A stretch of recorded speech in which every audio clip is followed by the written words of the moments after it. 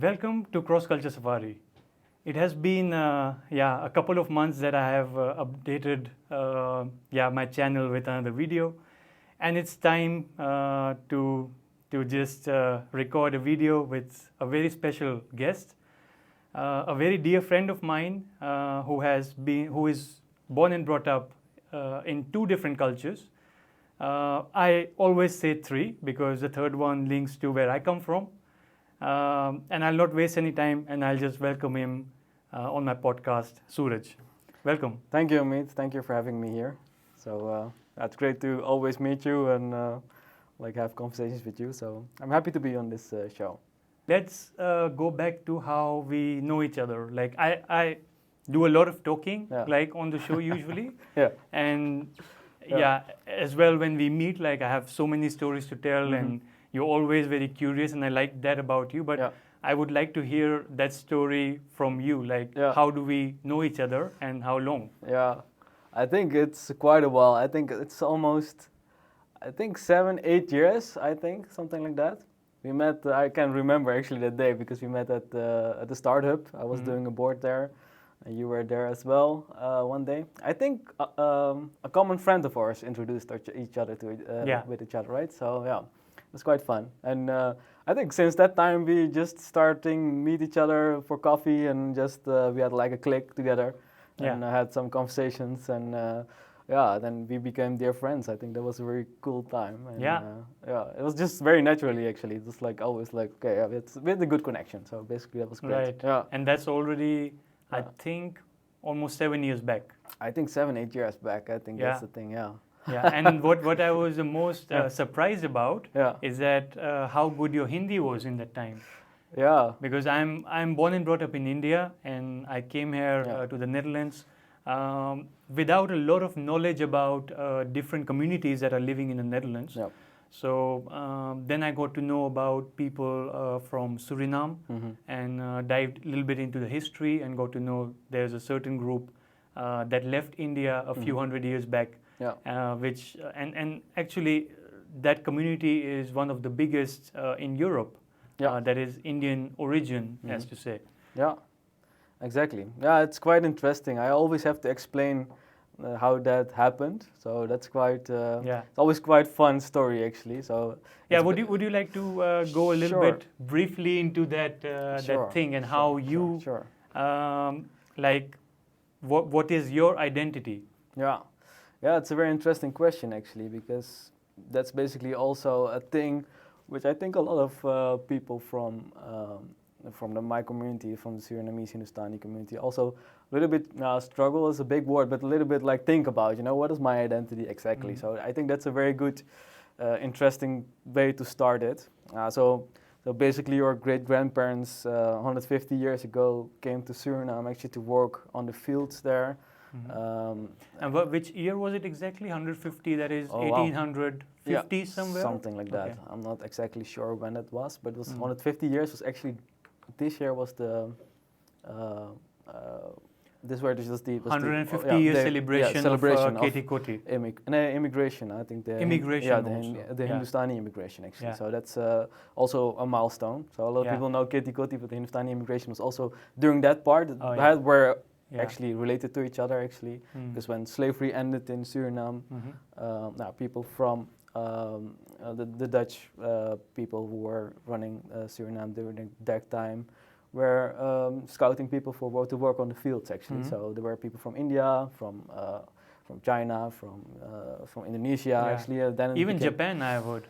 Yeah, Japan as well. I think I'm not sure, but I think there are some people there from multiple countries, but actually mainly from China, India, from Indonesia, and it became actually a melting pot of different cultures in one country. So it was pretty interesting actually.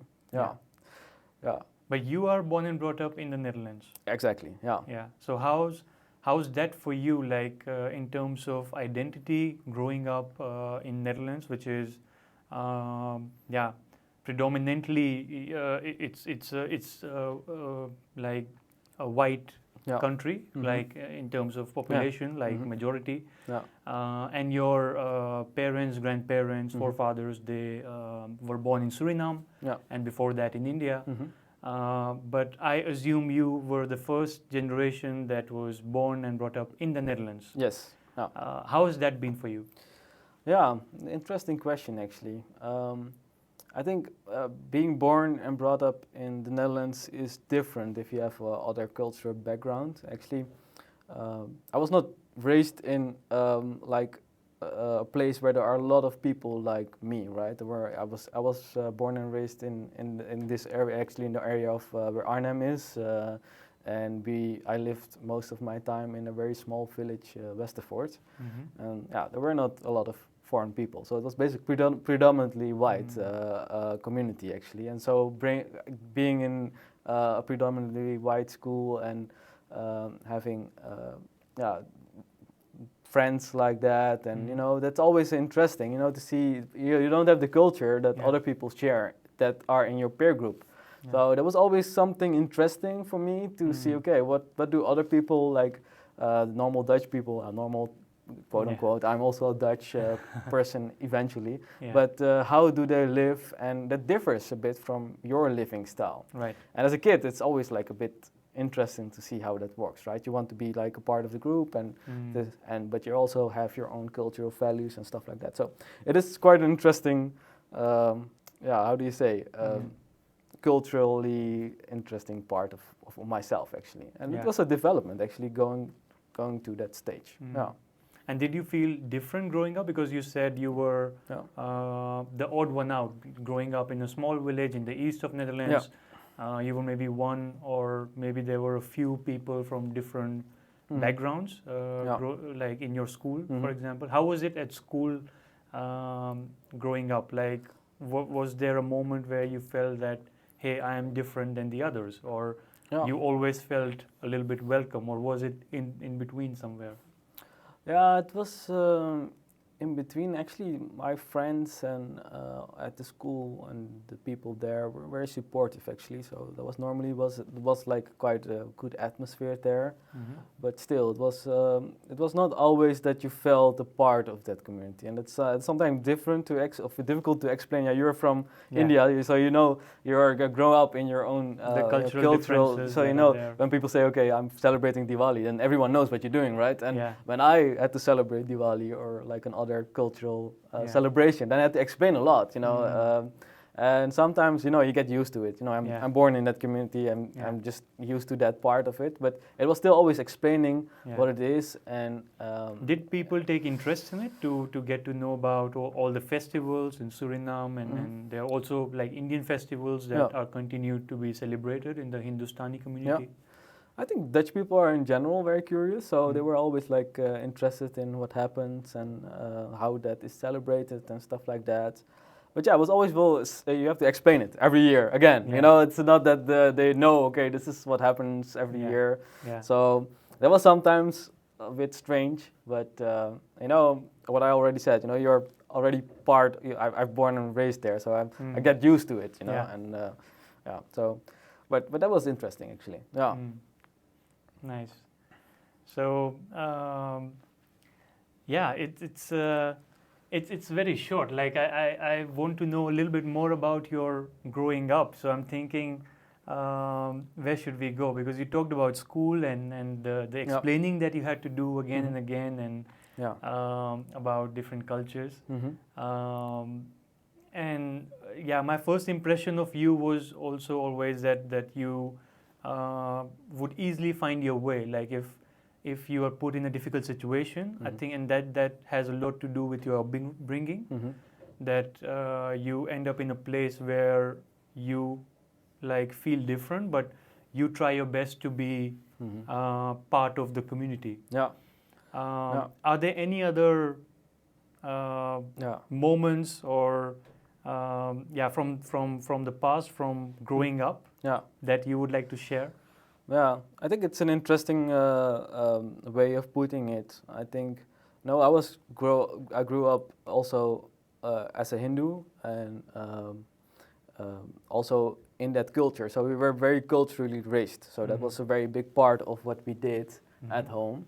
So for example, I was also studying Hindi during the time that I was also studying the alphabet. So I actually at the same time I was like 4 years old when I went to Hindi school.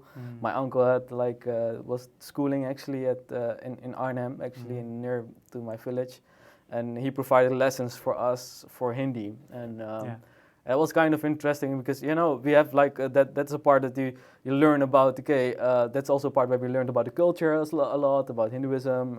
So it was a mix of the whole package actually, and then you learn those things, those two things together. And what you said, the adaptability and what I think it's a very big benefit what you have growing up in multiple cultures is that you're very adaptable to different cultures. You're also, I think I'm pretty open to other cultures. I have also friends from different cultures, and we have like good conversations with each other and stuff like that. So I think that's very nice, and also with Dutch people, I can just very easily mingle and be myself. So I think that's a very interesting thing. So that's kind of interesting. So the Hindi school was a very big part of my cultural upbringing as well. And we are raised Hindu, so we had like also the cultures that we did at home was also very important. So we did our pujas at home and stuff like that. And so I remember that because I kind of I kind of compare with my upbringing back home, which is also growing up in India. It was, I was born and brought up in a Hindu family, and with all the rituals that are there, with major festivals, and there are so many festivals and so many rituals to each festival.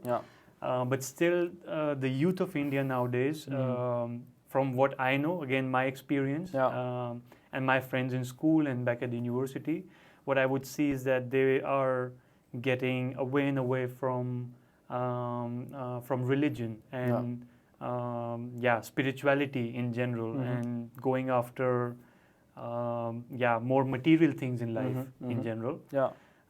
That was my thinking growing up, and I was also like till now I would say like the moment that I met, I was quite surprised that people of the Hindustani community, they continue to really celebrate so many different festivals and really in a nice way, which I didn't do at that point, and even now I'm not that involved in, while I was born and brought up in India.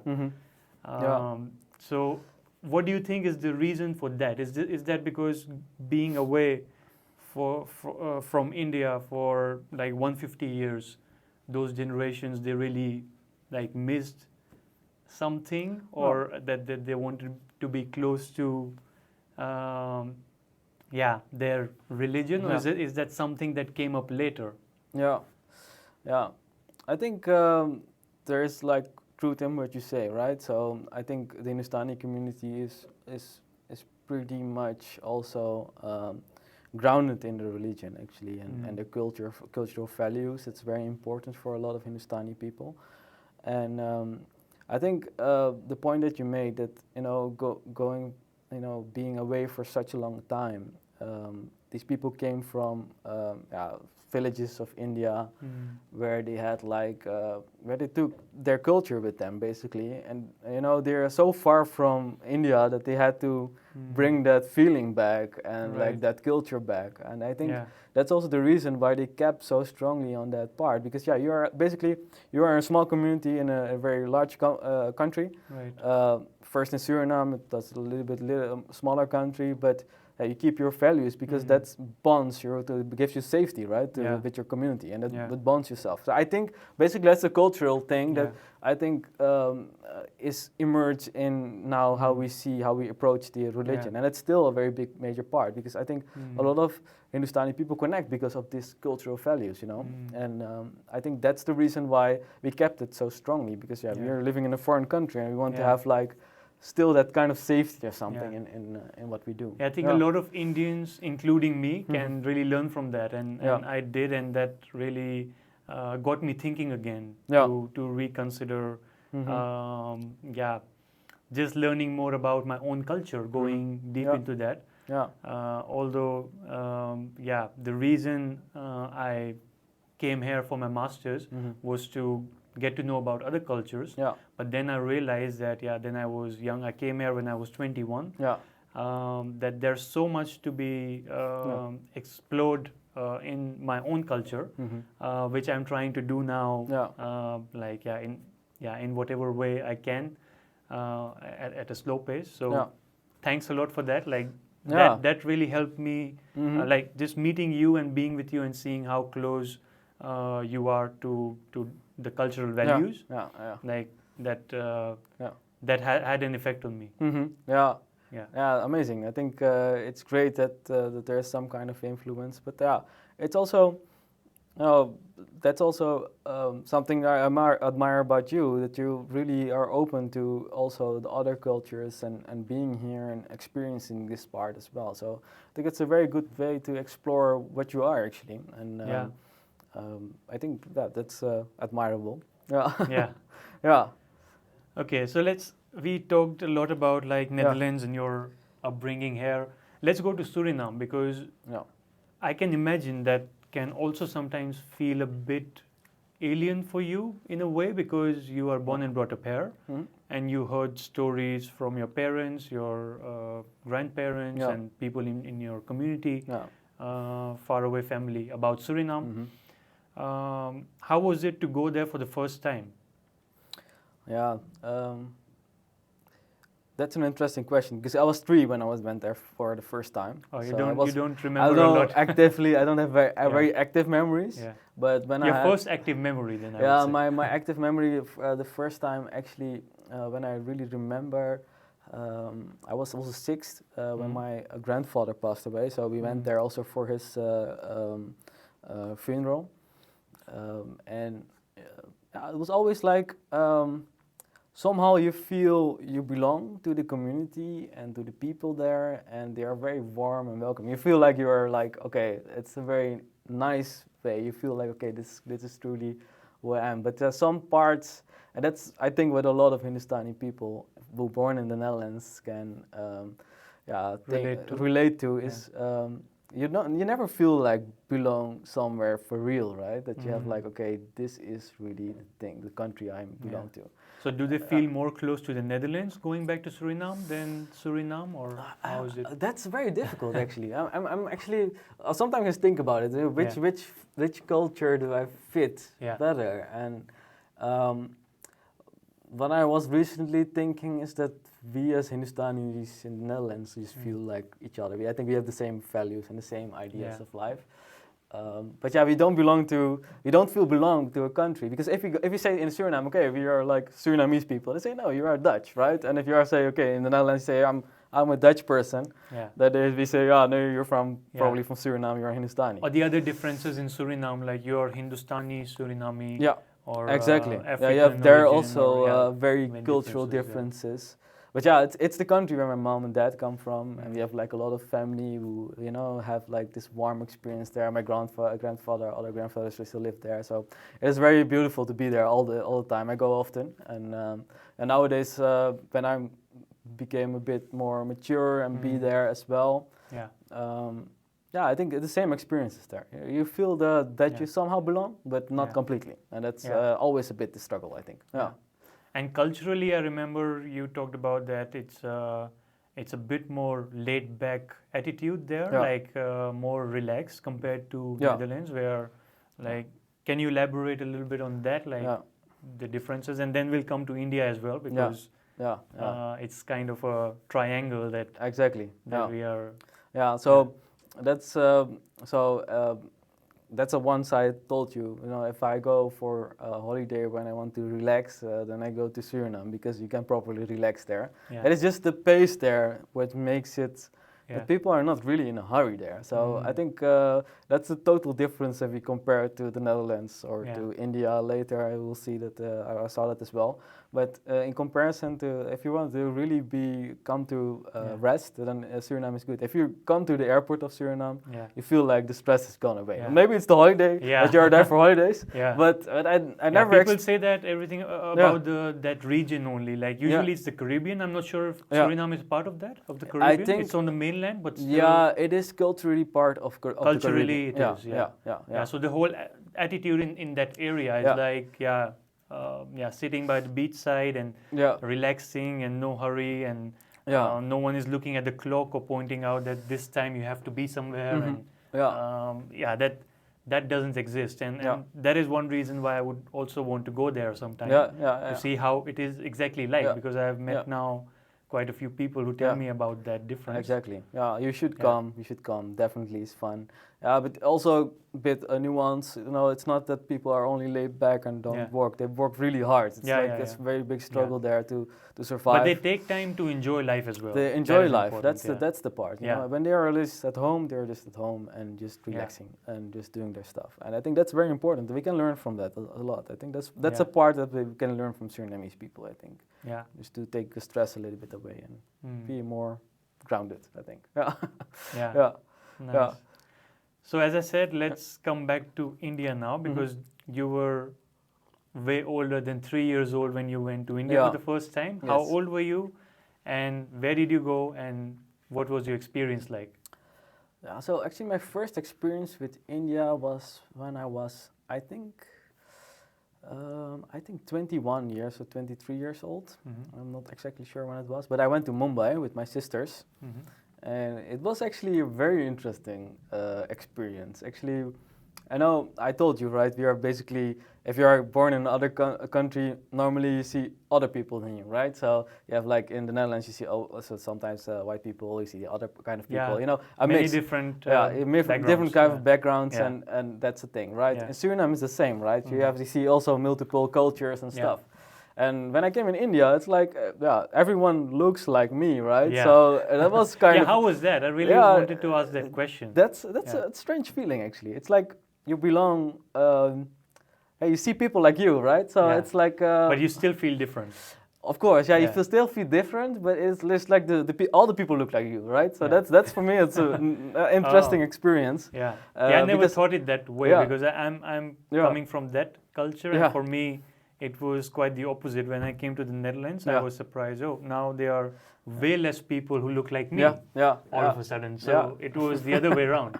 That's an interesting approach as well. Because for me, it was like I was a bit flabbergasted. Like, okay, I saw, of course, you see videos about India. You see like that, you know, a lot. You see Bollywood movies and stuff, but it's not the same as the real experience. So it is kind of interesting to see that. You know, everyone is like you, and somehow it was a belonging part. But what I said, you know, you never feel very belong to one specific culture. And did the language help a little bit? Yeah, definitely. I'm really happy that I know Hindi and I can speak Hindi when I'm there, because that helps a lot to understand what people say and also get like the connection with people, right? Because if you speak the same language, you could you fool some people that you are really from India, or was that difficult?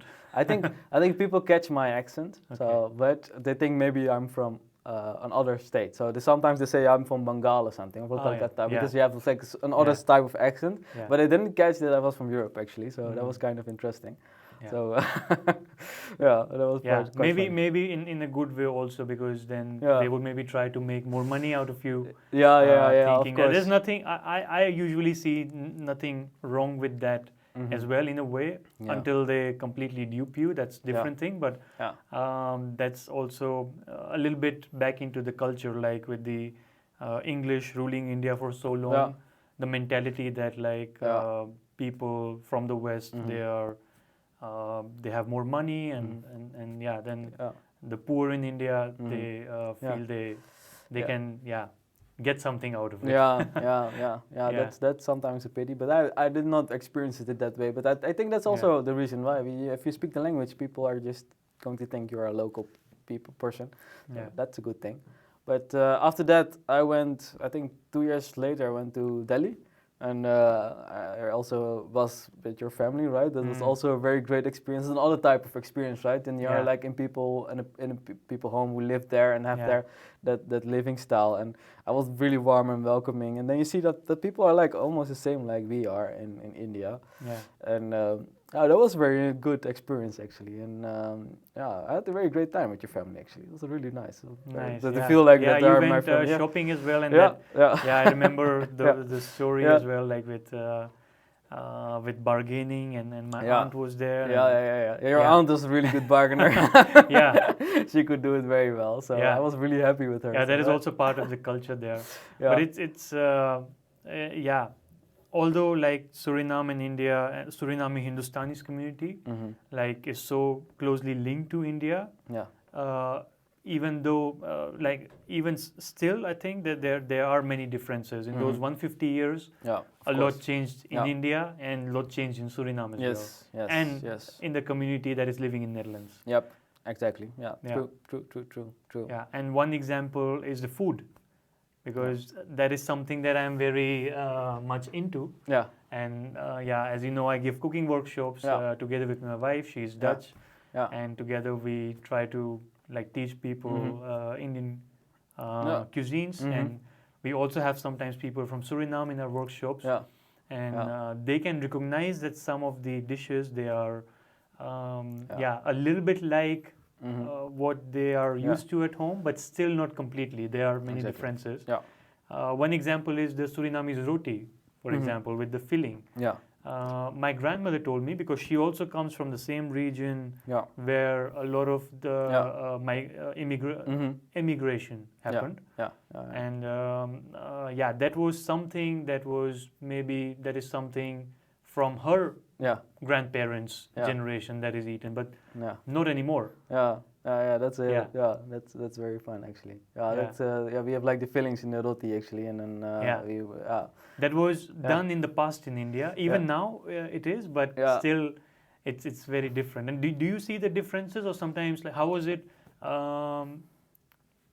trying Indian food in India for you? Like, did you eat on the streets, or you were a bit hesitant to do that? Yeah, I couldn't. I had to try, so it looked very nice. I had some problems with my stomach afterwards, but it was good. It was worth it actually. But it was good food on the street actually, and that was great. But I loved eating at your from your grandmother. It was like a kind of food that. It was different than what we used to, but it tasted a bit similar. Yeah, you know? and the ingredients are the same. Like they are pretty much the same. Just the way of preparing them. Preparing is different. Yeah, we have different kind of spices. Yeah, so. And I have the same when I eat at your mother's place. Like her food, it tastes similar, familiar, but still different in some way. Yeah, exactly. Yeah, that's quite interesting actually. But somehow it's it survived somehow, but it has its own flavors, and I think that's a good thing, and I'm happy that you're actually also exploring these kind of things, right? So in your cooking workshops, you're helping people to really see, okay, this is how Indian food is being cooked. You have a lot of, restaurant food is not the same, right? No, right. It is totally different than. And at my home, maybe the neighbor is cooking completely differently. Exactly. Because we had for a long time where I was born and brought up, neighbors were from the south of India. What I always found funny is that like sometimes we got to taste some stuff that they used to make, and using very different ingredients, and sometimes like if there was a festival at our home, we would share food with them. I would hear the same, like it's different but tasty, like Indian food, wherever you go, like it's full of taste. So what I want to say is like we try to just share our experience and what we know of the Indian kitchen, because it's so diverse. It's a diverse country with more than 100 languages, more than 1,000 dialects. It's almost so you can imagine that food, language, culture is changing every few kilometers. Few hundred kilometers, you go different village, they have different eating habits as well. So the cooking workshops that we do is more what I am used to, being born and brought up in North India, in Delhi, with my family coming from a little bit east of India. But that's good. Just bringing back those flavors, right? So that's something that we should cherish more, because otherwise we think it's restaurant food, but restaurant food is actually totally different than proper Indian food. So Okay, so we talked about like growing up in different cultures, about Netherlands, Suriname, India. Let's come to something that all of us have to do for a living: work. We have to work for For some people, they just like to work. Some people, it's about like they have to work, so they don't like work. And I remember like we met each other at the university, and then we did a course as well together, which we failed multiple times, and we exactly seeing each other passed it. Seeing each other in the exam hall again. In the resits. That was interesting. Yes. But the funny part is that the exams that I failed at the university, those ones I remember the most, and those ones are the ones that stay with me. The ones that I got the most learnings from as well. But we both started working after that. You had some work experience even before that as well. What are you currently doing, and like in your day-to-day life, and how does it align with your passion, with just what in Japanese you have this saying, you have this word ikigai. So do you know what it is, ikigai? No. It's like your motive in life, like that is my perception again, like what drives you, what is your what is your inner like motivation to do something, and what are you currently doing, and how does it align to your ikigai? Good question actually. So actually my passion was, I had really a passion of entrepreneurship. That was something I was really interested to learn about. That was the first thing why I also started to do business administration at the university as business and consumer studies. I studied in Wageningen.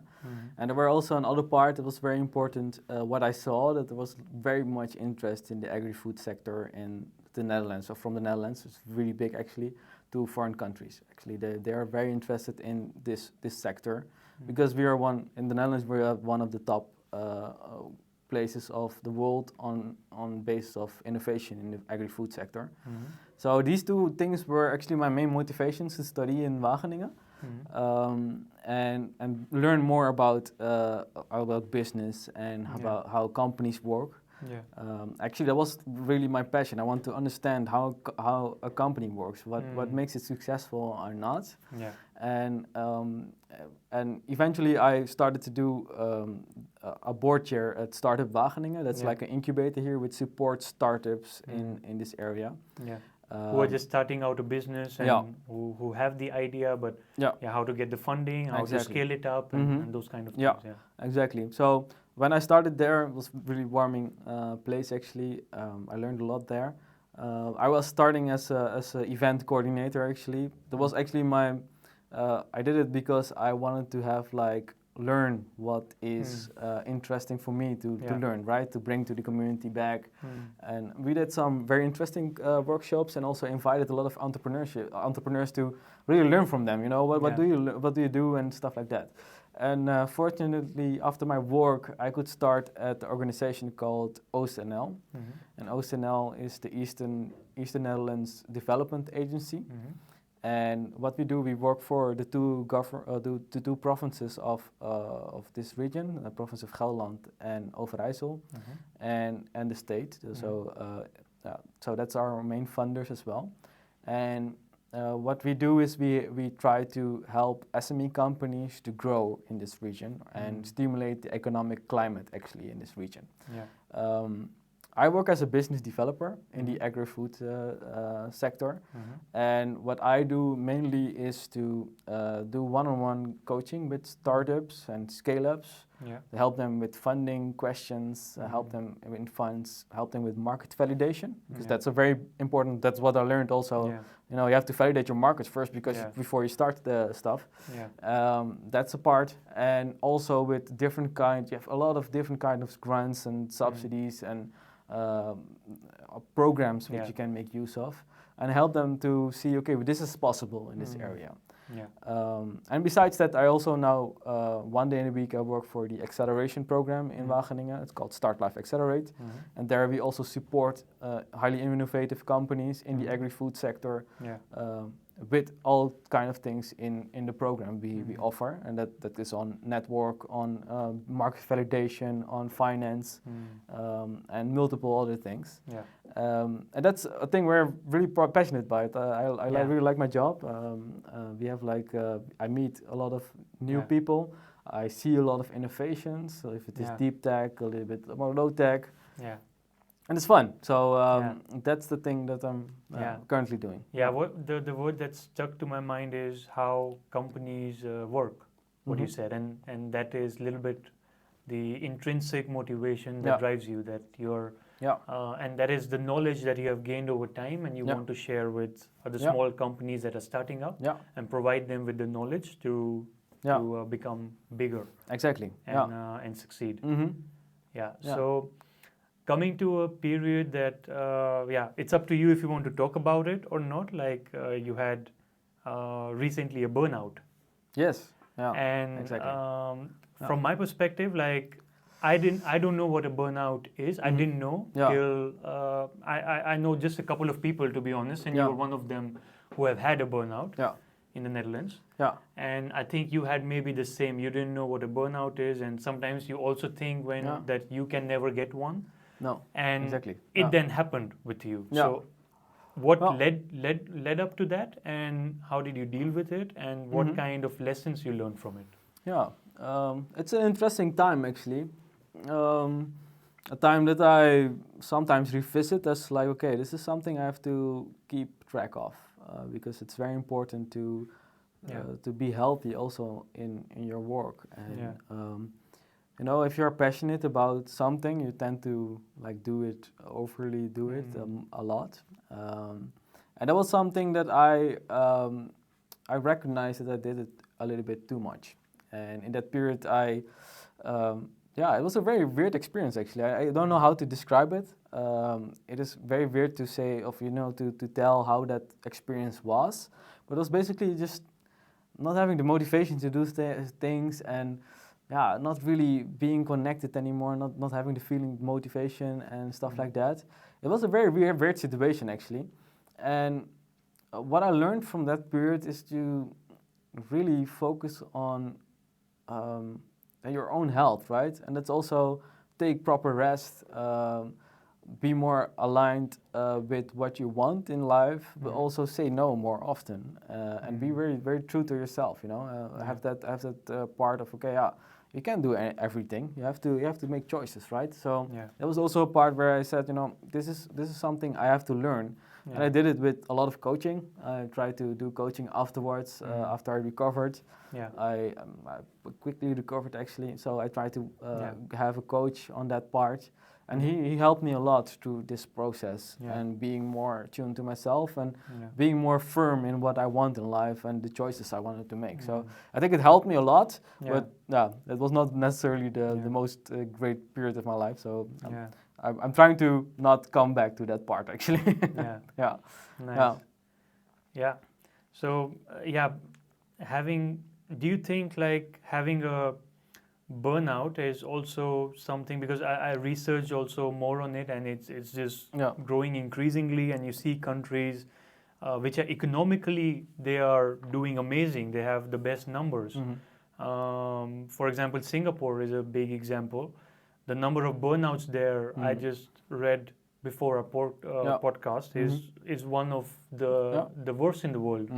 How it's doing, and that's an economy built on hard work and continuous work. And do you think it's the right way to go, or do we need, like, this also links to again what drives us, the intrinsic motivation, and how the current economy is built up around us.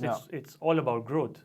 If you don't have the numbers, if your GDP is not growing, and if you are not on the path to of capitalism, what it stands for, then you are termed as a failure. You are low on all kind of lists that you can imagine, on the happiness list, on like, there's also a lot of greenwashing going on there, and it's like connects to also sustainability. So do you, like, can you resonate to that? You think what, like, portrays a bigger problem in a society with people having, like, getting more and more burnt out from work? I think you touch upon a point that is very relevant nowadays. I think that's a very, very big thing. The expectations of other people on up yourself could sometimes lead to this kind of behavior, right? That you are just extending yourself so much to please other people. Yeah. And that's something we should stop with, actually. We have to learn to be more grateful for the things you have at the moment, Yeah. You don't have to be like, everyone doesn't have to be an Elon Musk or like other one, there's enough of them. But you have to be yourself, right? And that's very important to learn that, and don't let your parents always have like the best for you. Your community has the best, wants the best for you, and that's very good. And they do it with love and stuff like that. But you should follow your own path in that way. I think people should learn that. And I think also, for example, I get from the Hinduism as well. Just to be more connected, compassionate. Yeah, compassionate, and also with yourself, right? For example, I'm also now into yoga. That's also a very interesting thing. Because I wanted to be like have something that I can connect to, and it gives also a lot of peace. And if you look at the Patanjali yoga, the first step is non-violence, right? So non-violence is also non-violence towards yourself. And how do you achieve that part? It's not about only not hurting animals or other people. It's about how do you treat yourself. And I see a lot of people treating themselves badly. And I did it myself. I know what the pitfalls are actually, and that's also where you learn, right? But it is a big challenge in our society that we have to learn that. And because if you work on yourself and improve yourself, then your surroundings would also be affected by it in a way. Like one simple example is that what I practice in daily life, and I have it also from yoga, because I've been doing yoga for a long time, although I have periods where I don't, and I try to make sure 10-15 minutes in the morning that I get going. And it's not only the exercises, like the physical exercises, but also mind. So it's a mix of them. And breathing exercises are really part of my routine that really helps me.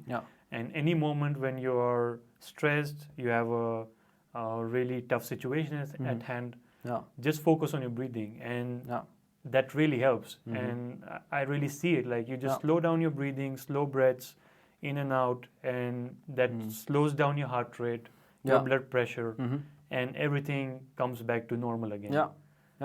So it's amazing how like a small thing like breathing can really help you focus inwards and really make a change in quick time. Exactly. That's a very that's relevant, because your breathing is something you can control, right? And a lot of things around you don't necessarily have control on. So it's very, very good to have like that kind of anchor point. So I think also these kind of things that are from India, the yoga and meditation, and these kind of things should become more mainstream, and not like the westernized version of it, but like the true version of I have the same thinking as well, because a lot of people in India and a lot of friends I know, they are a big admirer of the Western model, the capitalist system, the industrialization, and on the front of that, India needs to compete in every way possible. If someone sends a rover to Mars, then India would also do it. If a company generates this much funding and becomes comes in the Fortune 500, then India, like there would be a company in India or an entrepreneur who would want to do it. But there are a lot of people, they don't realize the costs at which they come, and this is a big thing now, and I try to talk about it in every podcast, so I would not leave it in this podcast also. Is about climate change and the effects of it, because I just saw a video from George Monbiot, I think his name is. He's an environmentalist. He has a few books. I read the highlights of one of his books about rewilding the land, for example. He has a book on that, about the things that have taken place in the last couple of weeks already. You have like wildfires in America. Yeah.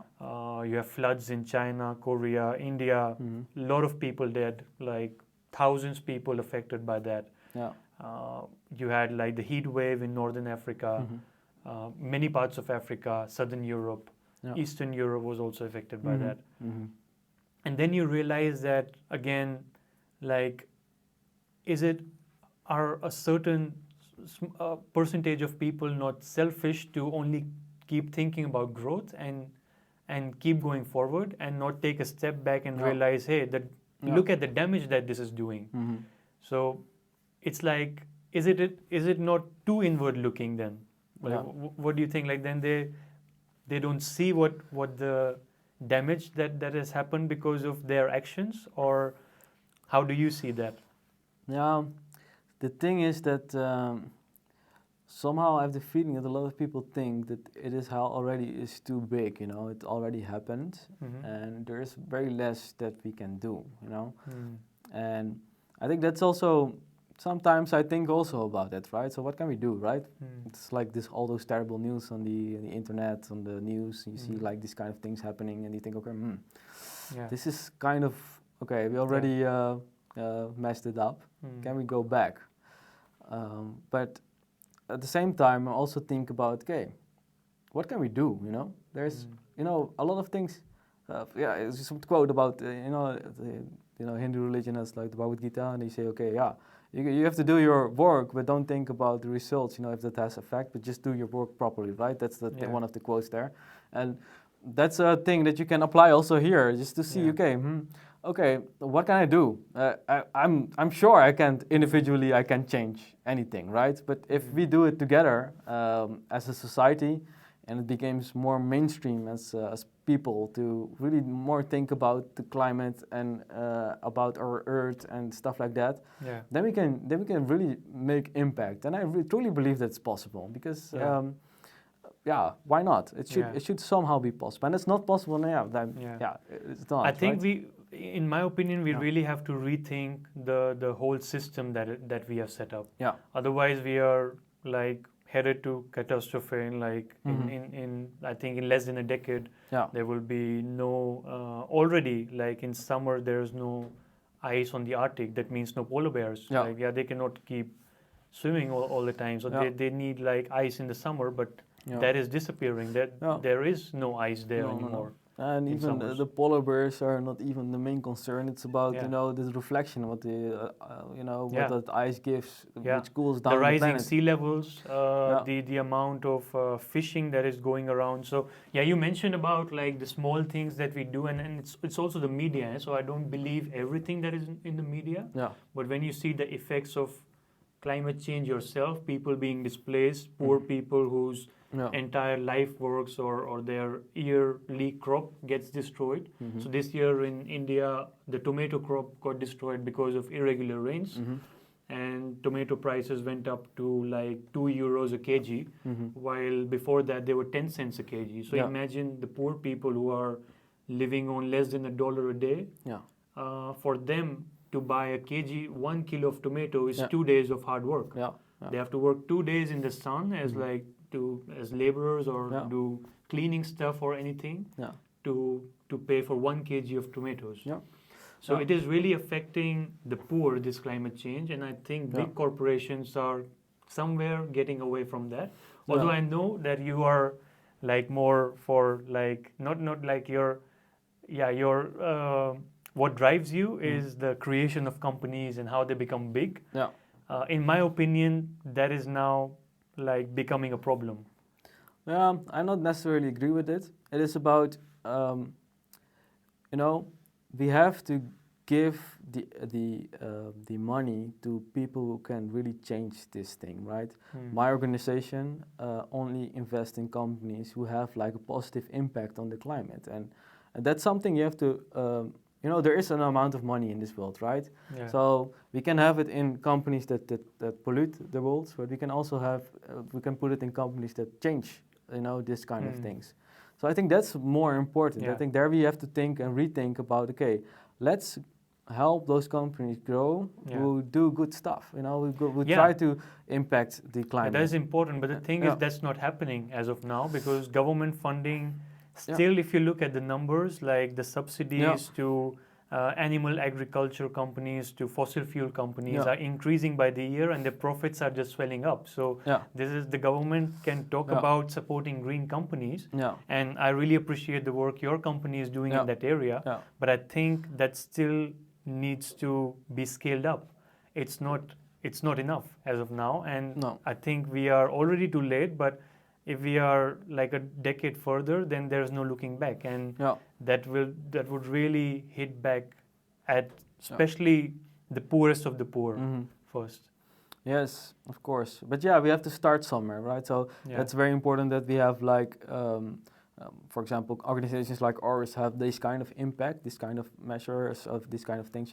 We have as customers, like voting power. If you buy something, voting power. What happens, right? So you can choose to buy something and then change things. That's something I learned from a TV show. I think that was very interesting. It was relevant for me to think about it, and that's also what we as an investment company can do. We can invest in companies only who make positive impact in the world. Right. But then the thing, what I agree with you is the amount of what happens on the stock market is still a majority on big companies who have also a polluting effect. And I think there should also be some government regulations because I think we need these kind of initiatives to grow and be more quicker to the new type of companies changing the way we eat like proteins like these kind of companies need a lot of money to get running, and also legislation have to be built much quicker to get them access to the market. But that's not quick enough. I think there are a lot of food companies. Now the food is a very big contributor to the pollution. We should be more quick in changing this thing actually, and there should be more money in this area as well. Yeah, I agree with that. Yeah, it's happening, and I agree. Like there are many positives that are happening, but only thing I'm afraid of it's not fast enough. Like the degradation of the climate is way more because of our activities before, and hopefully like this will like change in future. So we talked about like so many different topics. So I think it's a good moment to round up a little bit. And, sure. How was your experience like being? This was your first podcast. You told me just before we started. Technically, it is. It's always a pleasure to talk with you and discuss these kind of things with you together. You have your own view, and what I like about you is you have your way of living. You show that you care, right? So that's a thing what I like about your way of living. You have like this kind of lifestyle that promotes being more ecologically friendly. It's not always possible in all fields, but for the most of the time, it is something that is good. You're like like some example for other people to follow this kind of things. So I think that's a great example for us and for people like us and to promote that kind of situations. I just try my best, and I learn also from other people.